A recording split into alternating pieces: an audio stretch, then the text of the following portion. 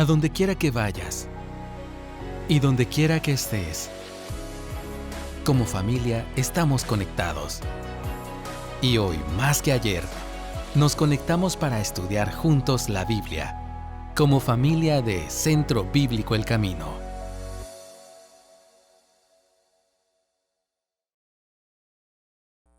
Muy buenos días, amados hermanos y hermanas, que también nos miran por los medios digitales. Muy buenos días a ustedes también.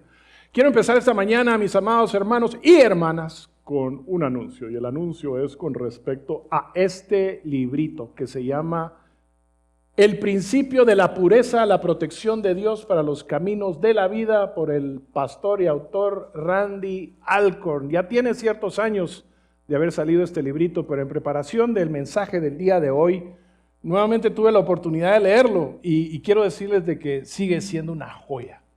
Sigue siendo una joya y yo honestamente recomiendo que lo puedan leer, no solo los varones, las damas, que lo puedan leer con sus hijos, particularmente si tienen hijos adolescentes, jóvenes. Es un buen libro para poder leerlo juntos, estudiar, comentarlo, orar y hacer compromisos juntos. Usted lo puede encontrar hoy en día, gracias a Dios, lo puede encontrar en línea, en internet, puede bajar el PDF, simplemente lo que hace es busca el principio de la pureza, PDF, ahí le aparece y no tenga pena, no está cayendo en ningún delito al hacerlo, lo puede bajar. Y adicionalmente parece que hay un hermano que decidió hacer un audiolibro de esto y también está disponible para que usted lo pueda disfrutar de esa manera, bajarlo, escucharlo mientras va en el camino.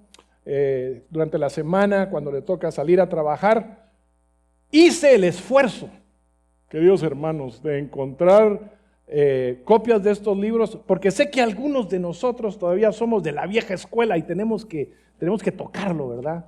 Y tenemos que oler ese papel y tenemos que disfrutarlo de esa manera. Y quiero decirles que en todo este hermoso país en el cual nosotros vivimos, solo hay 5, escúcheme bien, 5 ejemplares.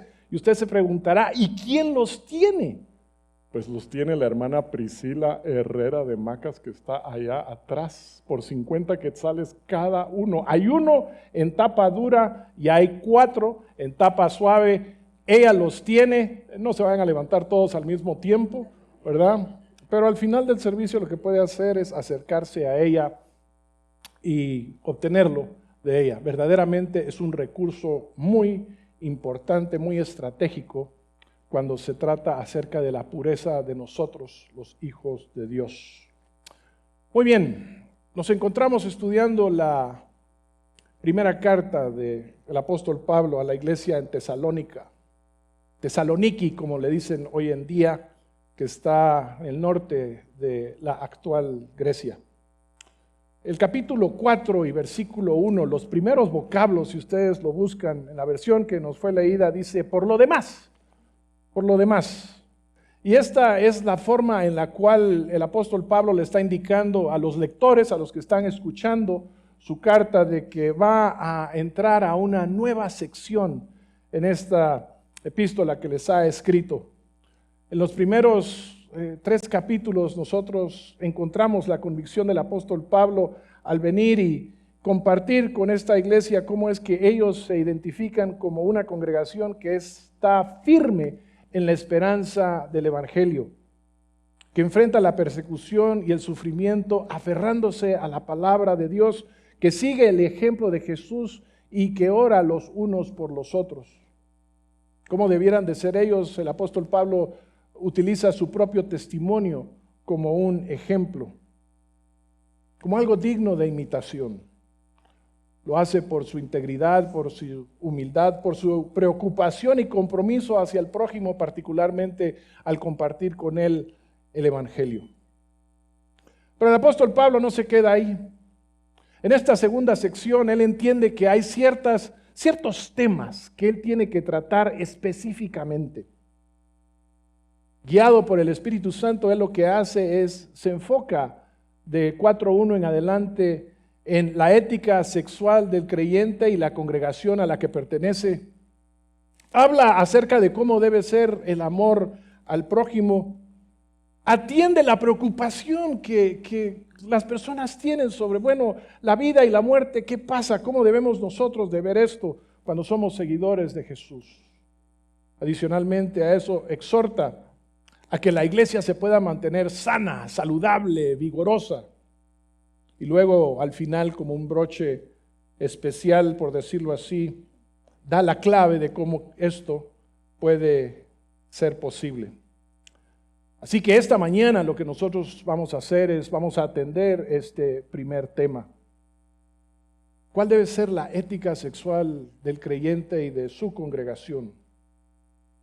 Pero sabe, cuando uno empieza a estudiar esta porción, se da cuenta de que realmente el inicio, por decirlo así, de esta sección está en el capítulo 3, en los versículos 11 a 13, porque es una oración que cierra lo anterior y como que sirve de introducción a lo que viene.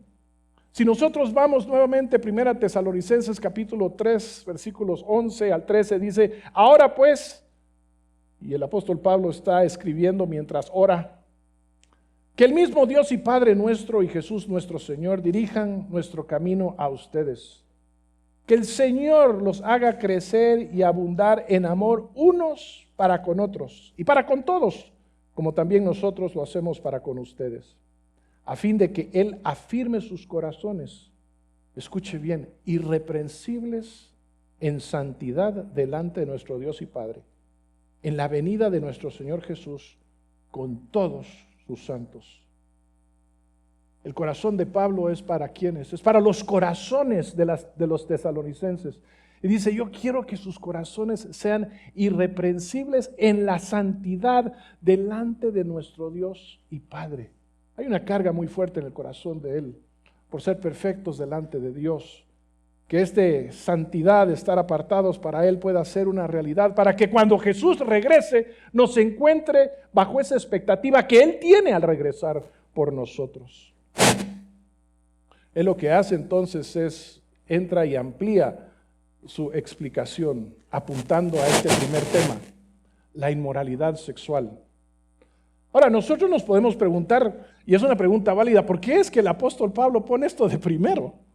¿Verdad? Uno pensaría que serían otros temas los importantes, pero no, él viene y toma esto como el tema inicial a la hora de profundizar sobre la irreprensibilidad en la santidad.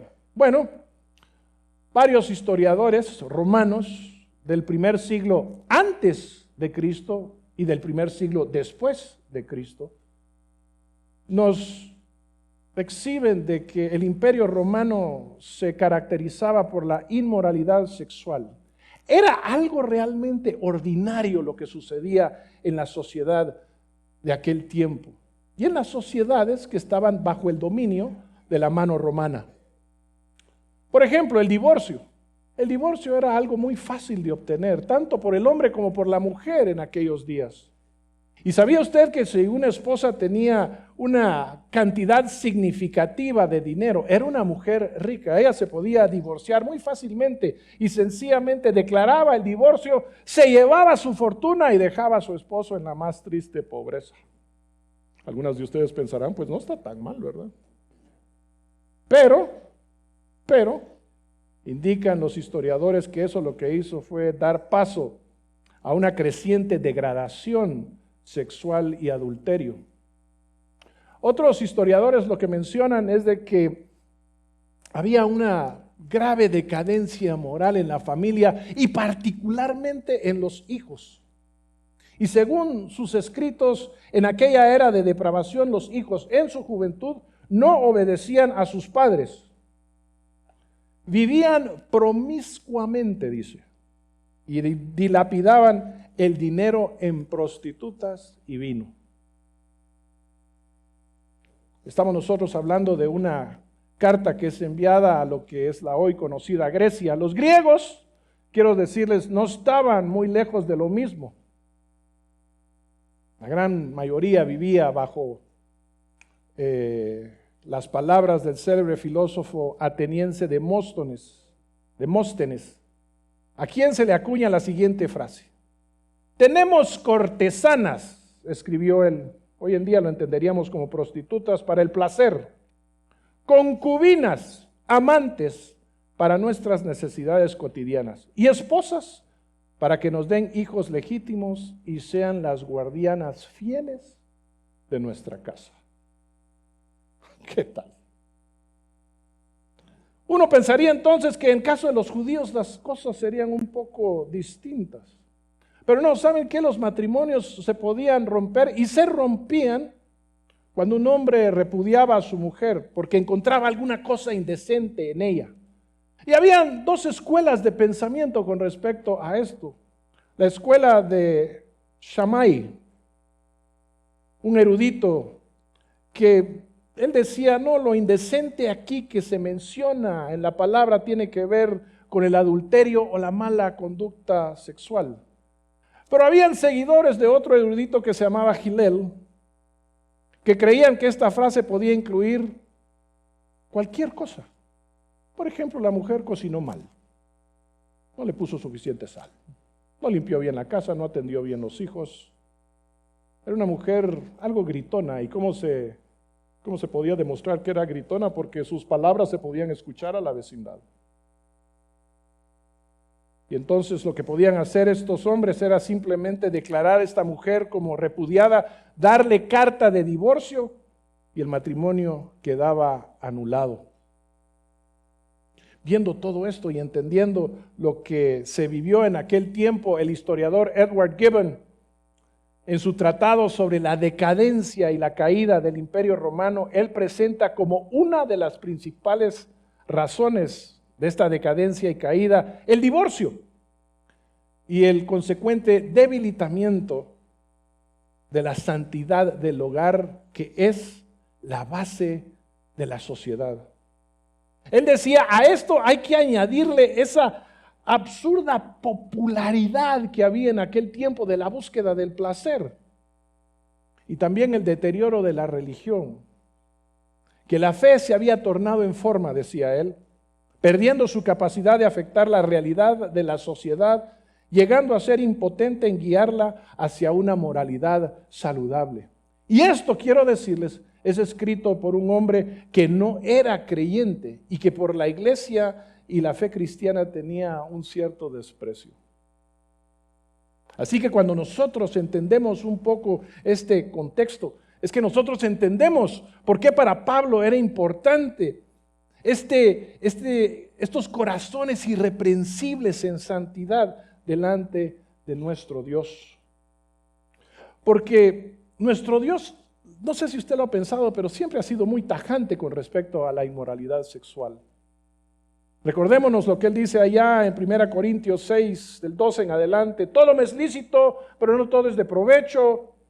No me dejo dominar por cosa alguna. Alimentos para el estómago, estómago para los alimentos. Dios destruirá a los dos. Sin embargo, el cuerpo, dice él, no es para la fornicación, sino para el Señor, y el Señor es para el cuerpo. ¿No saben que sus cuerpos son miembros de quién? De Cristo. Y entonces, ¿tomaré acaso, pregunta él, los miembros de Cristo y los haré miembros de una ramera? De ningún modo. ¿No saben que el que se une a una ramera es un cuerpo con ella? Porque él dice, los dos vendrán a ser una sola carne, pero el que se une al Señor es un espíritu con él. Y entonces da la indicación y dice que huyan, corran de la fornicación. Todos los demás pecados que un hombre comete están fuera del cuerpo, pero el fornicario peca contra su propio cuerpo, porque su cuerpo, ¿acaso no saben?, es el templo del Espíritu Santo, el cual tienen de Dios. Wow. Ustedes no se pertenecen a sí mismos, porque ustedes han sido comprados, les dice. Hay un precio altísimo, la sangre del mismo Jesucristo que los compró. Por eso nosotros estamos llamados a glorificar a Dios en nuestro cuerpo y en espíritu. Uno lee esto, mis hermanos, y a la luz de cómo interpretamos la vida hoy en día, pareciera ser de que algunos estamos pensando, oiga hermanito, esto es algo fuerte, ¿no? Está algo fanático lo que usted aquí está mencionando. La gente, tanto dentro como fuera de la iglesia, escucha algo así y se cuestiona, ¿verdad? Dice, no, esto está muy vehemente, está muy impulsivo. No es realmente, es para tanto. ¿Realmente lo es? Habría que bajarle un poco el volumen, ¿no? No nos emocionemos tanto con esto, porque lo que va a suceder es de que vamos a traer, ¿cómo se llama?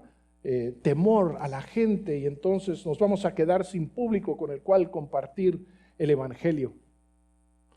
Tal vez lo que está sucediendo, amados hermanos y hermanas, es de que nosotros estamos, ¿sabe qué?, demasiado influenciados por el mundo.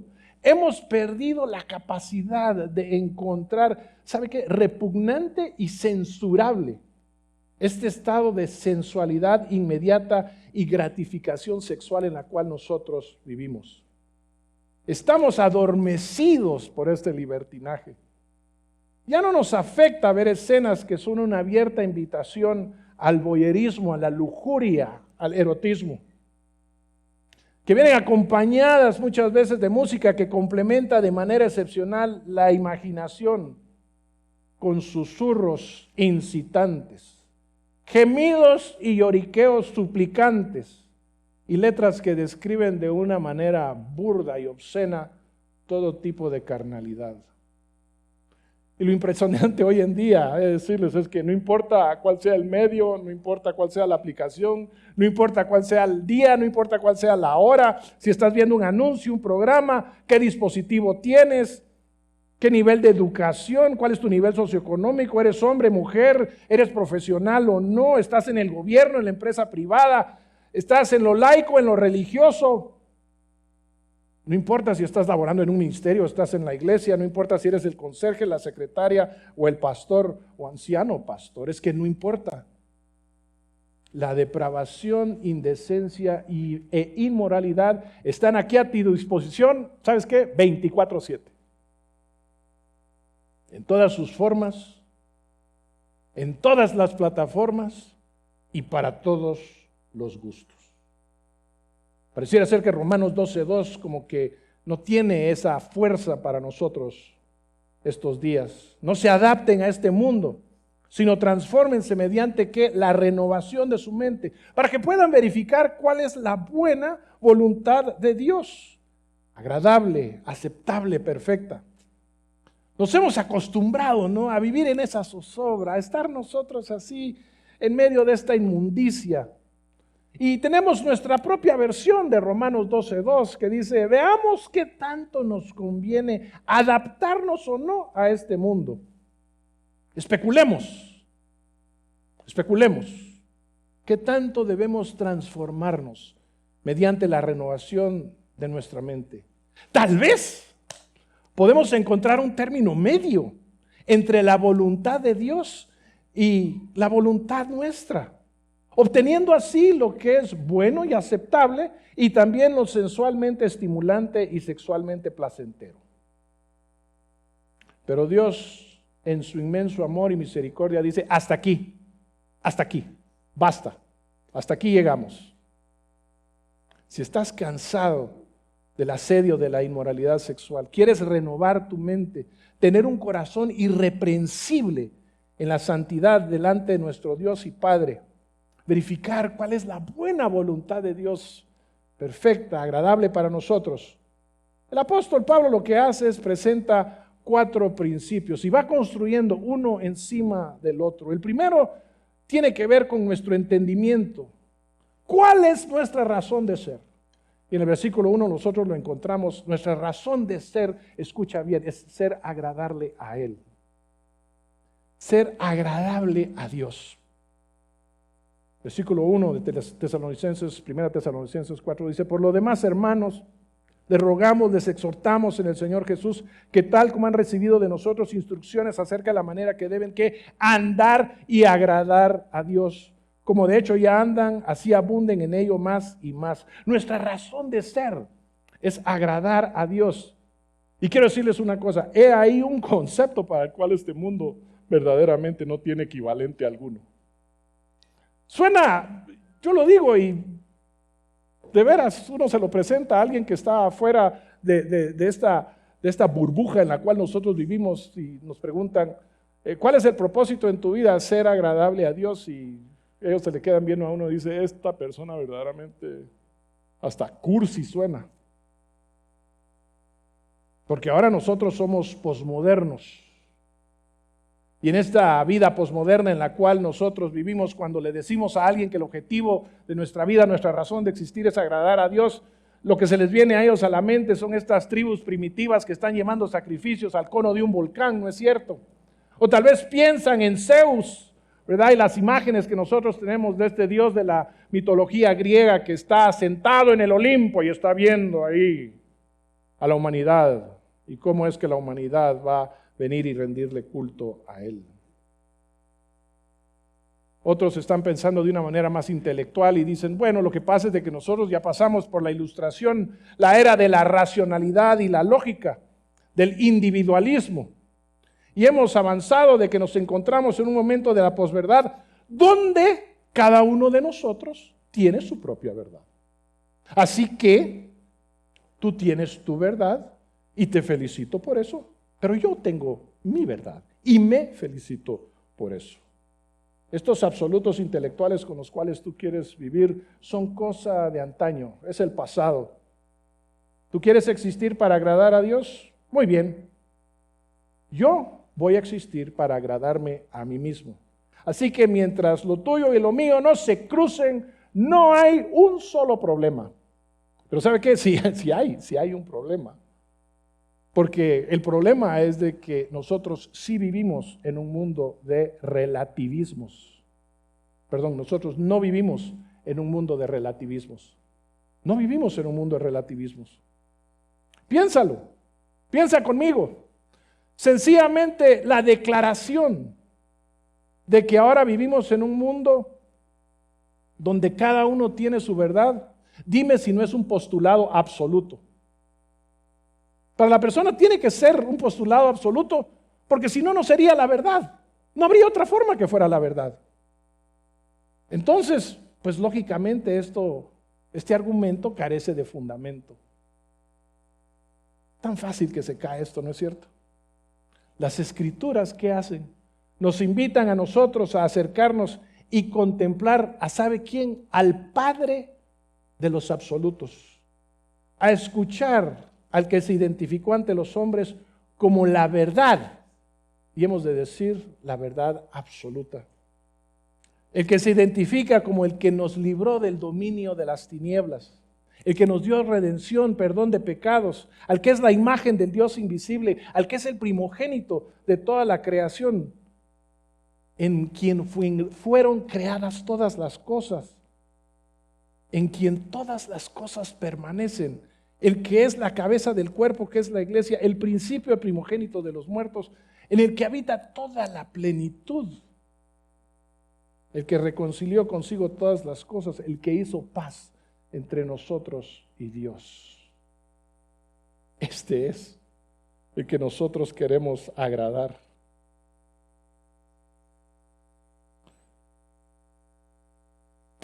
Apocalipsis capítulo 4.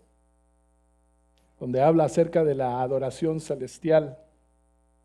Nos muestra en sus versículos finales 10 y 11 una escena magistral, los 24 ancianos, ¿verdad? Que postran, ponen sus coronas delante de Dios Todopoderoso y que dicen, digno eres, Señor, de recibir la gloria, la honra y el poder. ¿Por qué? Porque tú creaste todas las cosas y por tu voluntad existen y fueron creadas. Este es mi Dios, el que de la nada me trajo a la existencia. Por eso es de que yo le agrado a Él. ¿Qué haces tú, oh posmoderno? ¿Qué has hecho tú que es tan valioso, tan trascendental, que merezca que tú mismo te agrades? El Señor Jesucristo, cuando estuvo aquí en la tierra, Él compartió que Él solo llevaba a cabo la voluntad que era agradable a su Padre Celestial, lo cual nos hace pensar a nosotros, ¿vivimos nosotros de la misma manera? ¿Realmente nos preguntamos si las cosas que estamos haciendo son de agrado para nuestro Padre Celestial? Esta pregunta se las dejo para que la puedan conversar en la tarde o a la hora del almuerzo. El apóstol Pablo dice, el primer eslabón de esta cadenita es que nosotros entendamos que nuestra razón de ser es agradarle a Él, pero lo segundo que está diciendo es, para poder agradarle a Él, nosotros debemos de someternos a su autoridad y a su voluntad Versículo 2 de 1 Tesalonicenses 4 dice, pues ustedes saben qué preceptos les dimos, ¿por qué? Por autoridad del Señor Jesús, porque esta es la voluntad de Dios. ¿Sabe? En este mundo en el cual exalta la autorrealización, cuando llegar a ser uno un fin en sí mismo, lo que hace es constantemente está cuestionando la autoridad y se encuentra negociando la voluntad. Si todo empieza y termina conmigo, la autoridad de otros es relativa, es el pensamiento de hoy, y la voluntad que quieran ejercer sobre mí puede ser convenida.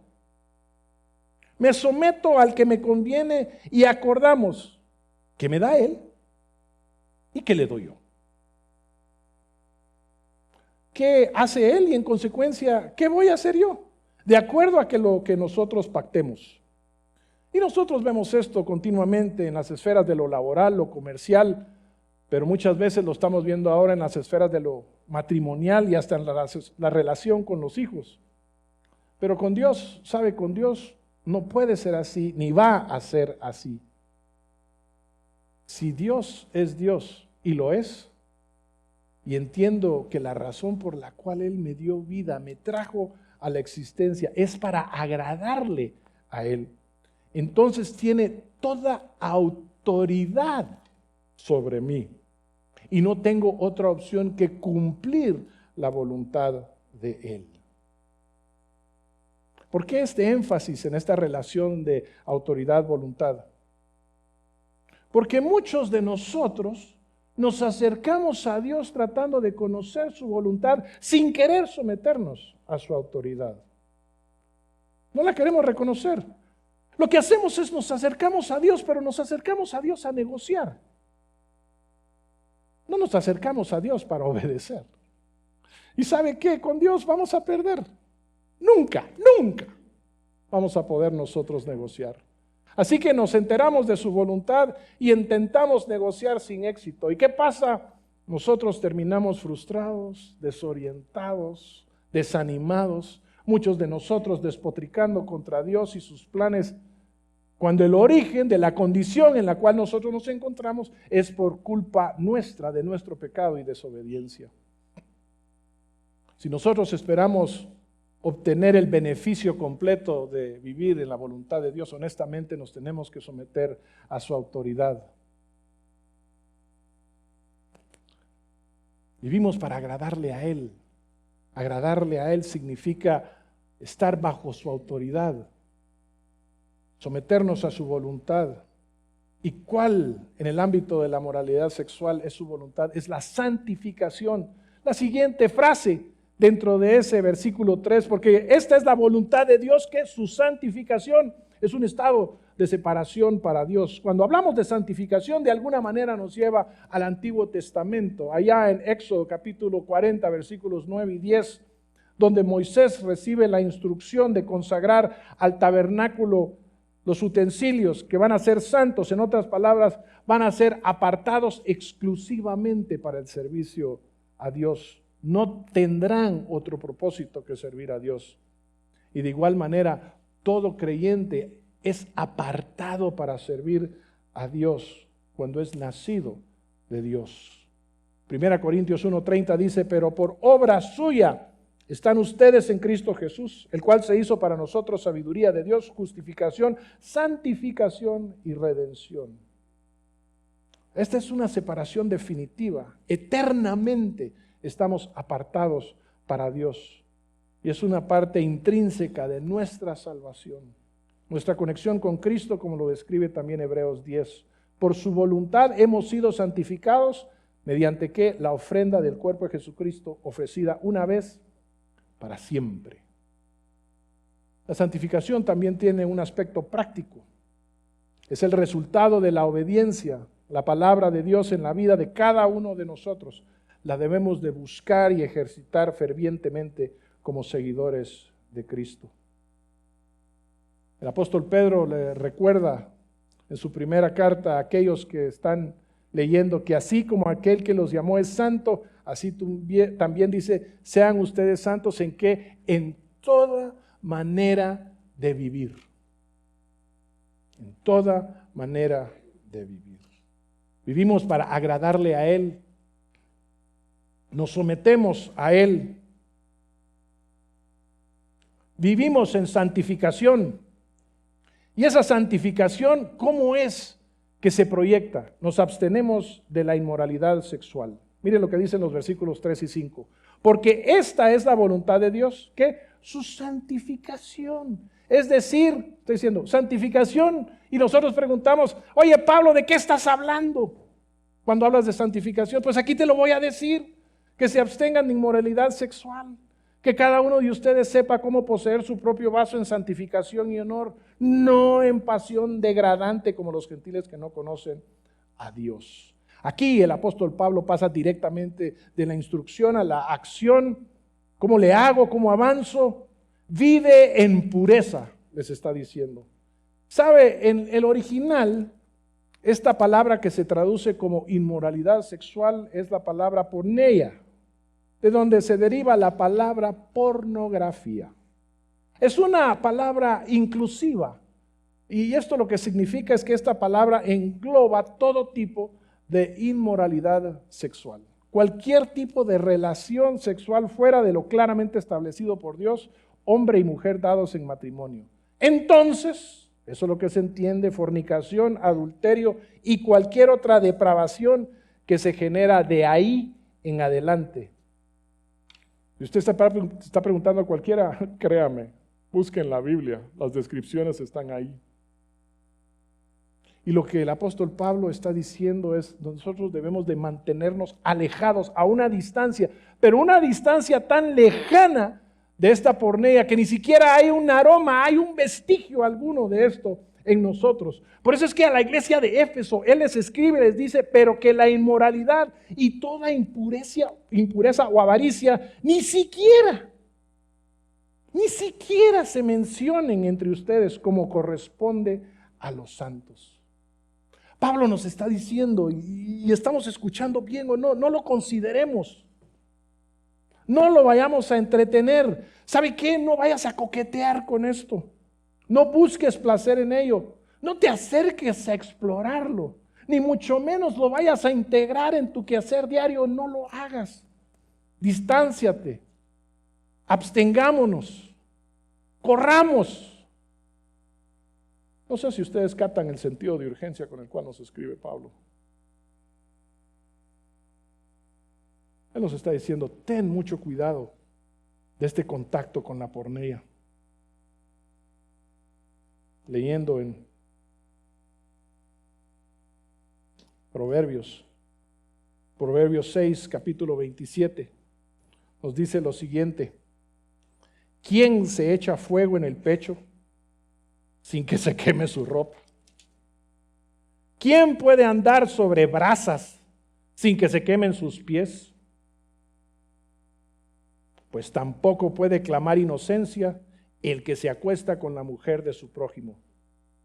Pero cometer adulterio, dice, escuche lo que dice aquí Proverbios, es no tener cabeza. Quien adultera se corrompe a sí mismo. Lo que obtiene son golpes y vergüenza y nunca logra, ¿qué? Borrar esa mancha. Así que vale la pena, mis amados hermanos y hermanas, que nosotros corramos una pequeña auditoría en estos momentos. ¿Por qué no tomas tu celular ahí donde estás? Toma este interesante dispositivo que ahora tenemos nosotros acceso todo el tiempo. Obsérvalo y pregúntate qué tan puro es mi manejo de esto. Yo hice la auditoría. Estaba pensando que, pues la verdad es que a mí me encanta el deporte. Me encanta.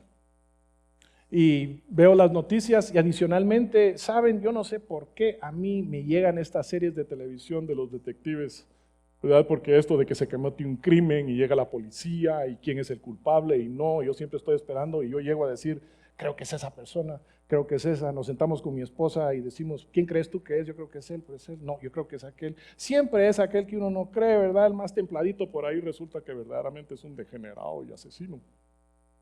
Pero me encanta cómo se llama el reto este de estar viendo esto.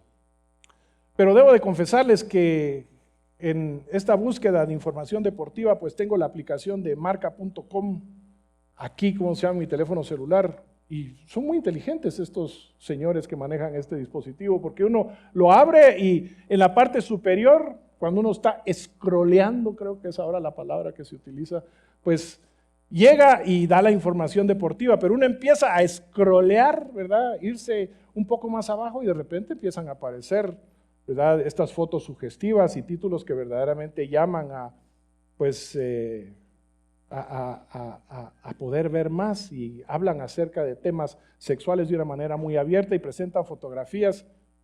¿Qué está pasando aquí?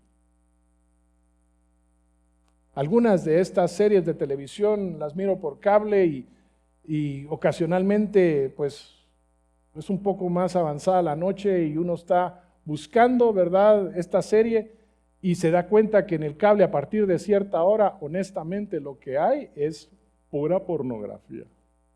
Ni decir de lo que uno ve en los sitios de música.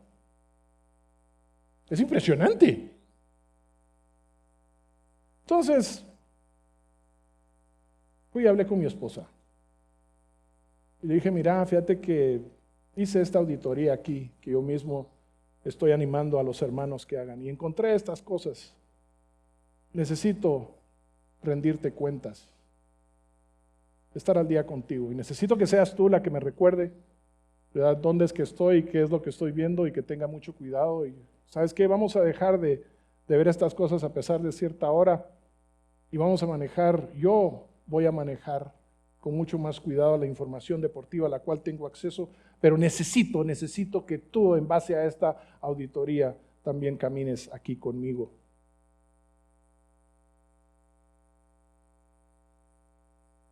Te animo a hacer tu auditoría. El versículo 4 continúa diciendo que cada uno de ustedes sepa, en otras versiones dice, aprenda cómo poseer su propio vaso en santificación y honor, no en pasión degradante como los gentiles que no conocen a Dios.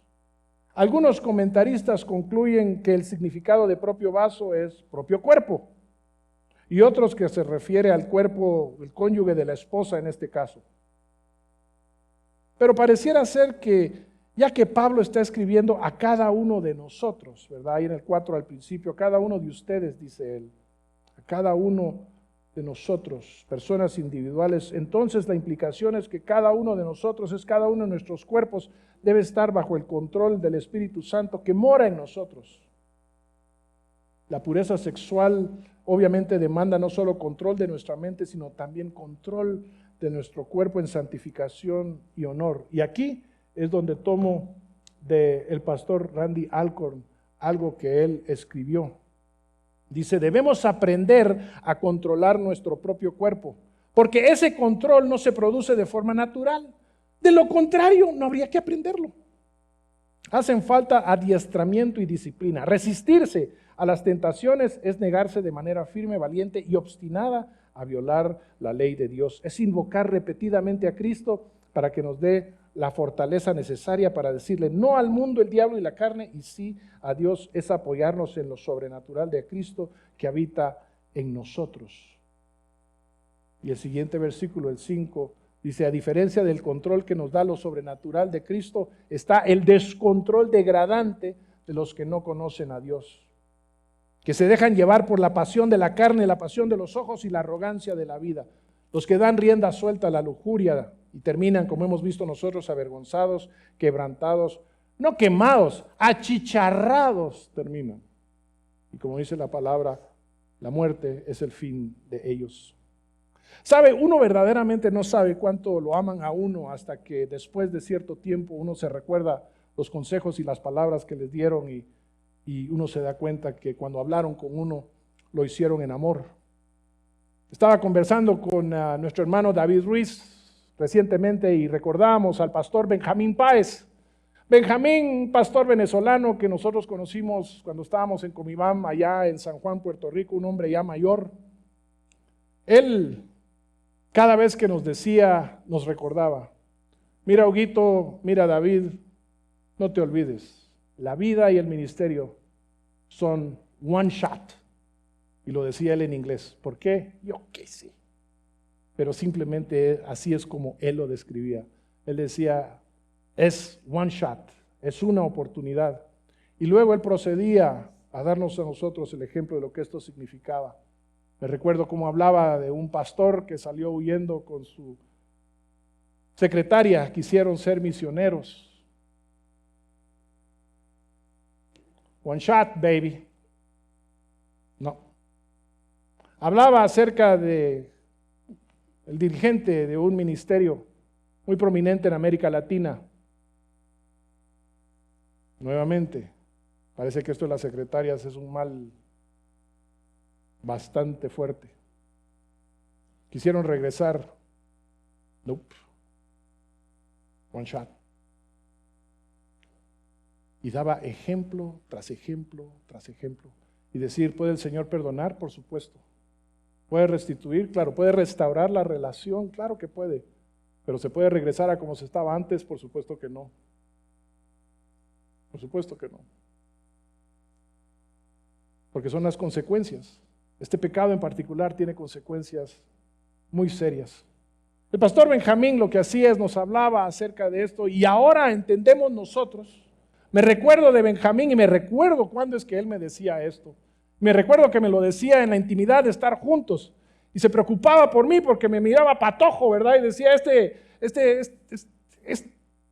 este pobre chamaco está caminando por América Latina, ¿verdad? Y no va acompañado de su esposa, pero sí va con todos estos hombres. Pero si no entiende cómo es que funcionan las cosas, se va a perder, va a meter la pata. Yo le decía, entonces, ¿qué hago con él? Le voy a advertir. El ministerio es one shot. No seas bruto. Entiendo que Benjamín me amaba.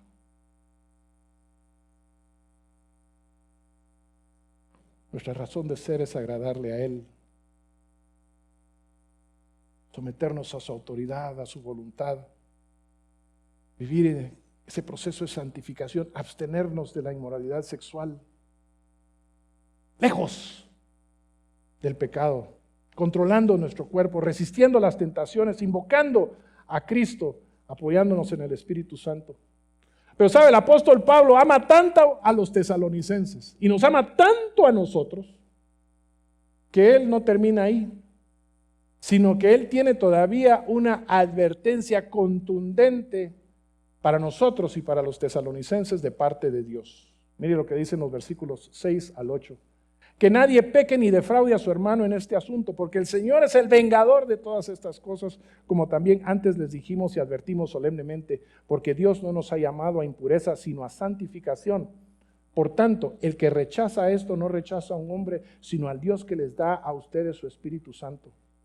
Él les está recordando, ¿verdad?, a los miembros de la iglesia tesalónica, y él está diciendo, lo estoy haciendo, escúchame bien, solemnemente, con la gravedad y la seriedad que este caso implica. Les estoy advirtiendo sin dejar duda alguna que aquel que traspase el límite que Dios ha impuesto con respecto a la inmoralidad sexual, específicamente con otro miembro de la iglesia, ¿qué va a pasar? Se las va a ver directamente con Dios. ¡Wow! ¡Wow! Gracias, Pablo. Gracias. Gracias, Pablo. Gracias, Pablo, por ser tan directo conmigo. El Señor obrará su venganza porque aquel o aquella que pecó o defraudó, lo que realmente hizo fue, ¿sabe qué? Tomar ventaja de la otra persona. Cada pecado de índole sexual, a la luz de la palabra, debe ser visto como lo que verdaderamente es, tomar ventaja, aprovecharse de otro u otra directamente.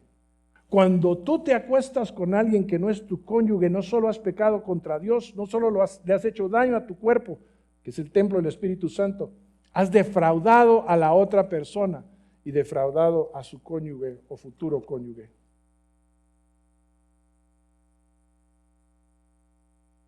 No negocies, no seas necio. No creas que puedes encontrar un punto intermedio. Los jóvenes hoy les dicen a ustedes, por todos lados les están diciendo, les están gritando. Es que hay métodos anticonceptivos que permiten la tan ansiada relación sin la temida consecuencia. Regreso nuevamente a lo que escribió el pastor Alcorn. Él dice, los antibióticos pueden evitar o curan algunas enfermedades venéreas. Los anticonceptivos reducen la posibilidad de un embarazo. Pero ¿sabes qué? No hay anticonceptivo para la conciencia. La ciencia médica podrá eliminar algunas de las consecuencias de mi pecado, sin embargo, no puede hacer desaparecer el que tenga que rendir cuentas a Dios. Grabado en mi conciencia estará. No seas necio pensando que con estas precauciones podrás tomar ventaja de alguien más. Te la vas a ver con Dios directamente. Así que piensa bien tus acciones. Porque el Señor te está preguntando en esta mañana, ¿te vas a aprovechar descaradamente de esta persona? ¿Vas a abusar de esta ovejita, la cual yo compré, entregando mi cuerpo, dando mi vida y derramando mi sangre? ¿Vas a tocar indecentemente a esta mujer o a este hombre que a mí, dice el Señor Jesucristo, me pertenece? Honestamente, ¿lo vas a hacer? Hey.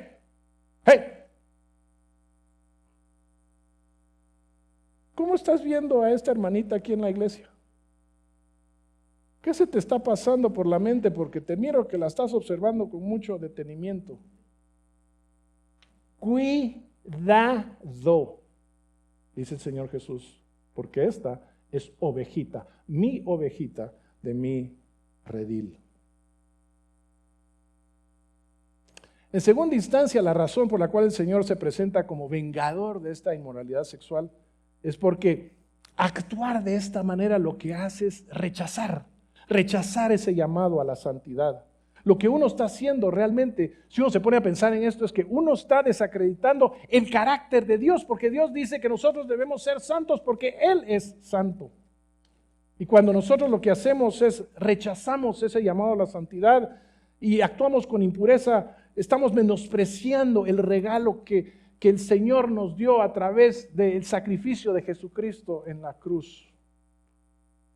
¿Sabes qué? Ese sacrificio, bueno, qué bonito, qué interesante, pero yo quiero vivir mi vida como a mí me place. La santidad no es digna de anhelar, de buscar o de crecer en ella.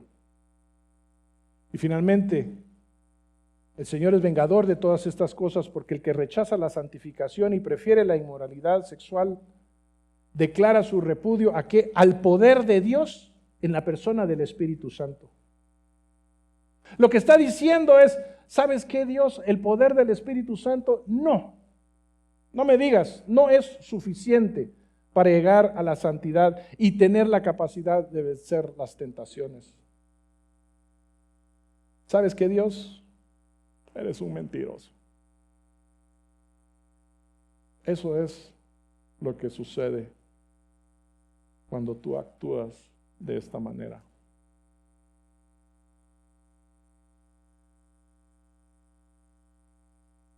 Estás llamado a ser agradable a Dios, a someterte a su voluntad, a estar bajo su autoridad, a vivir en santificación, a abstenerte, lejano del pecado, controlando tu cuerpo, resistiendo las tentaciones, invocando repetidamente a Cristo en el poder del Espíritu Santo. No llegues a ser objeto de la venganza de Dios. No tomes ventaja de los demás. Camina firmemente en santidad. Sé lleno del Espíritu Santo.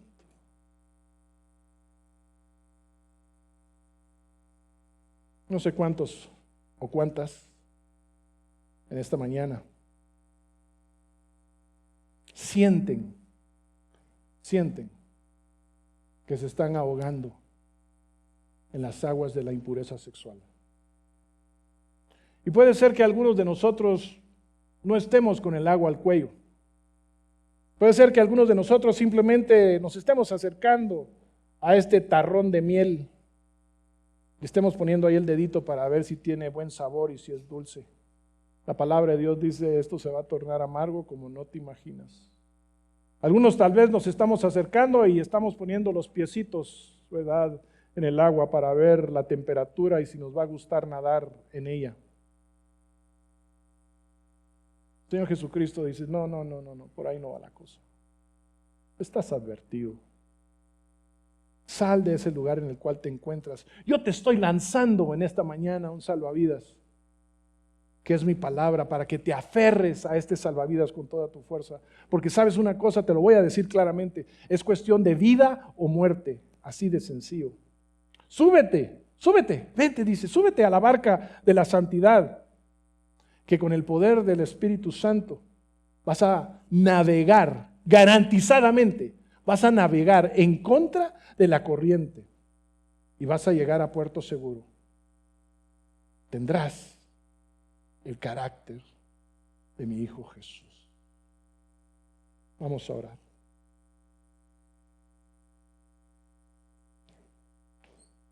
El domingo pasado tuvimos en la predicación de nuestro hermano Fabio Rossi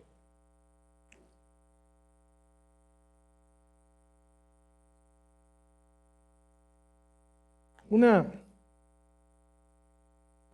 descripción muy interesante de algo que le sucedió a un muchacho que escuchaba un canto a obedecer a Dios y hablaba acerca de las misiones, y él no se paró.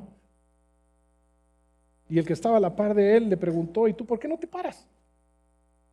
Y él le dice, ya le pusiste atención a lo que estás cantando. No me puedo parar si no voy a cumplir. No lo puedo hacer.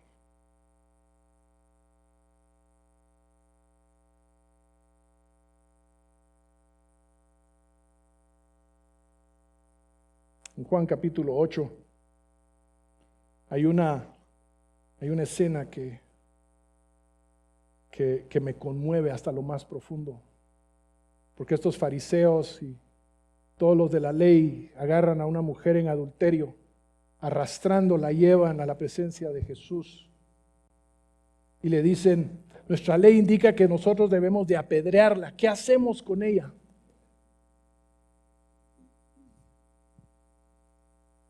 Y Jesús dice, el que esté libre de pecado que tire la primera piedra. Y todos se van sin poder levantar una piedrita en contra de esta mujer. Él la mira y le dice, ¿dónde están los que te acusan? Dice, yo tampoco. No peques más. ¿Sabes qué me lleva delante de Jesús? Me lleva mi conciencia. Mi conciencia me lleva delante de Jesús. Y le encuentro a Él. Y me recuerda su palabra que dice, si confesamos nuestros pecados, Él es fiel y justo para perdonar nuestros pecados y limpiarnos de toda maldad.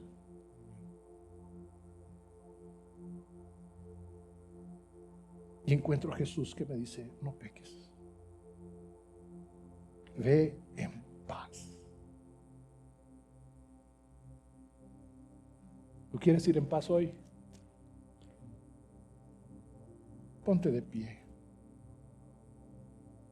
Pero solo si sinceramente el Señor y su palabra han tocado tu corazón y han redarguido tu ser. ¿Te quieres ir en paz hoy? Entonces ponte de pie. Y vamos a orar juntos delante de Él. Oremos delante de Dios juntos en esta mañana.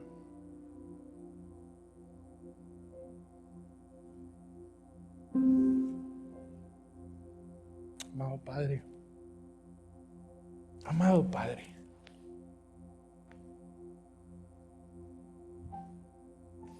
amado Padre,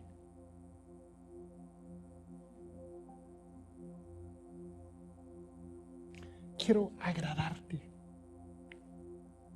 De veras que sí, lo quiero hacer de lo más profundo de mi corazón. Pero soy un débil pecador.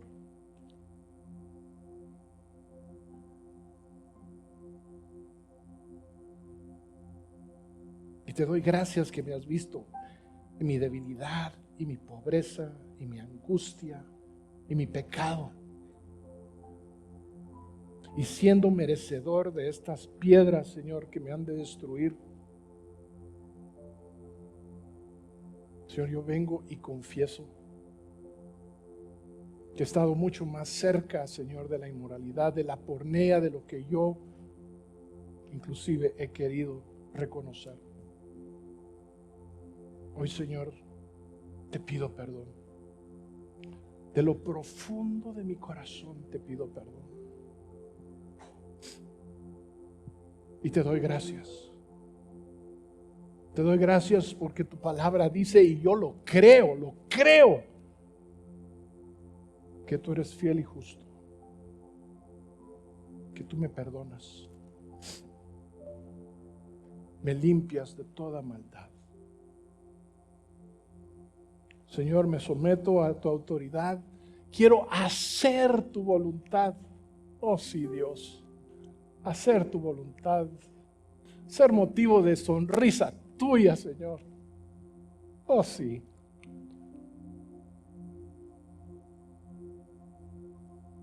Señor, ayúdame, Señor, en este proceso de santificación. Señor, ayúdame a amar tu palabra, a leerla, a disfrutarla, a crecer en ella. Señor, lléname de tu Espíritu Santo. No solo una porción, todo, Señor. Y líbrame de la ira, Padre. Líbrame de la ira tuya. Guarda mis ojos. Guarda mi cuerpo. Tuyo soy, para tu honra y para tu gloria. Señor, pido por esta amada iglesia, Centro Bíblico El Camino. Pido por su liderazgo, Señor, puros, íntegros delante de ti. Por los que aquí laboran, Señor, dan su vida y entregan, Señor, de todo lo que tú le has dado, de los dones con los cuales tú les has prodigado. Señor, por integridad, por santidad. Oro, Señor, por los padres, las esposas, las madres, los que somos abuelos. Oro, Señor, porque podamos ser ejemplo para nuestros hijos, nuestras hijas y nuestros nietos. Que puedan ver, Señor, en nosotros que sí es posible, Señor. Ayúdanos. Oro, Señor, por los profesionales, por estos matrimonios, Señor, que recién empiezan o que están a punto de empezar. Oro, Señor, para que seas tú el centro de sus vidas.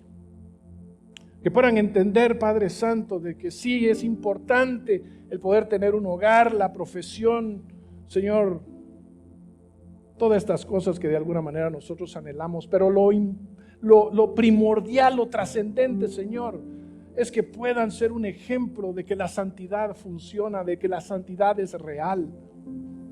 Que puedan, Señor, dar testimonio donde se encuentran, en sus familias, en sus trabajos, de que Cristo vive, porque es obvio de que vive en ellos. Por los amados jóvenes y señoritas de esta iglesia, Padre, Señor, que puedan enamorarse de ti, que puedan vivir de acuerdo a tu voluntad, Señor, que puedan ser obstinadamente fuertes en contra de un mundo que los quiere esclavizar, y que puedan ver el fruto, Señor, porque sus compañeras y sus compañeros los buscan porque dicen, hay algo diferente, verdadero, real en ti. Yo quiero eso, porque vivir en esta inmundicia me está matando. Y oro por los niños, Señor, que crezcan en hogares saludables, sanos, que puedan crecer en un lugar donde el amor es verdadero, amor que viene de ti, oh Dios. Y que el futuro de esta iglesia, Señor, de este vecindario, de esta nación, de aquellos que los miembros de esta congregación han de tocar, Señor, sea marcado por la santidad de sus miembros. Y oramos.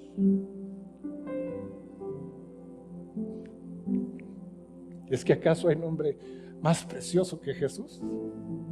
No lo hay. En el precioso nombre de Jesús oramos. Amén. Amén. A donde quiera que vayas y donde quiera que estés, mantente conectado con Dios. Y también conéctate con nosotros a través de nuestras redes sociales. Hasta pronto.